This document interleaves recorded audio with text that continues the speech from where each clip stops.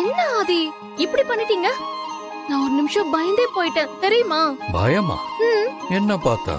பின்ன இப்படி திடீர்னு பின்னால வந்து கட்டி பிடிச்சா பயமா இருக்காதா? அப்படியா?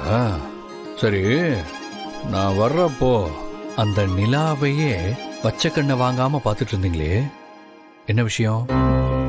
அதுவா, நிலா கூட கம்யூனிகேட் பண்ண ட்ரை பண்ணிட்டு இருந்தேன்.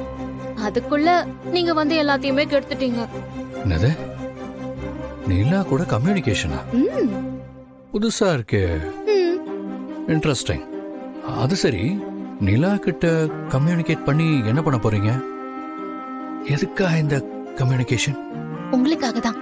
எனக்காகவா? ம். புரியலையே. அது எப்படி?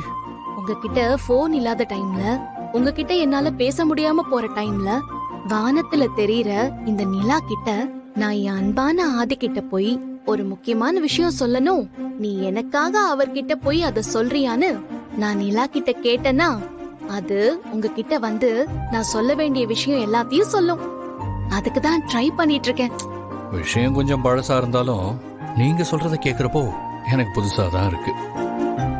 இது கொஞ்சம் ஃபேண்டஸி மிக்ஸ்டா இருந்தாலும் இதுல கொஞ்சம் எமோஷன் இருக்கிறது எனக்கு புரியுது. I like it.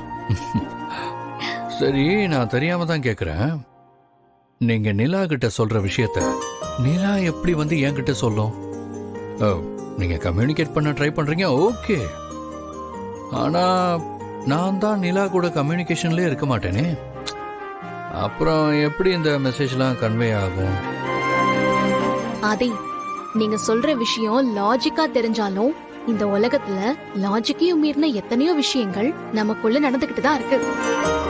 நாம ஒரு விஷயம் நடக்க போதுன்னு நம்பினா அந்த விஷயம் நம்ம கண்ணு முன்னாடி நடக்கிறத நம்மளால பார்க்க முடியும். நம்ம 2 பேரோட வாழ்க்கையில நிறைய மிராக்கிள்ஸ் நடந்துகிட்டே தான் இருக்கு. ஆனா நாம அதை ரொம்ப சுலபமா கடந்து போயிடுறோம். இப்போ நமக்கு பிடிச்சவங்களுக்கு ஏதோ ஒண்ணு தப்பா நடக்கும்போது நம்ம மனசுக்குள்ள நமக்கே தெரியாம ஒரு போராட்டம் நடக்கும். அத நாம நிறைய பேர் ஃபீல் பண்ணிருக்கோம். இந்த உலகத்துல இருக்கிற எத்தனையோ பேருக்கு இந்த மாதிரி விஷயங்கள் அவங்க வாழ்க்கையோட ஒவ்வொரு சந்தர்ப்பத்திலயும் நடந்துகிட்டே தான் இருக்கு.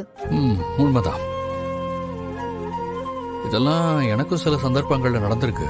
ம். நான் ரொம்ப விரும்புறவங்களுக்கு ஏதாவது ஆபத்து வரும்போது மனசு படபடன்னு அடிச்சுக்கிறத நான் நிறைய தடவை ஃபீல் பண்ணிருக்கேன். அதெல்லாம் இல்லைன்னு நான் இப்ப சொல்லவே மாட்டேன்.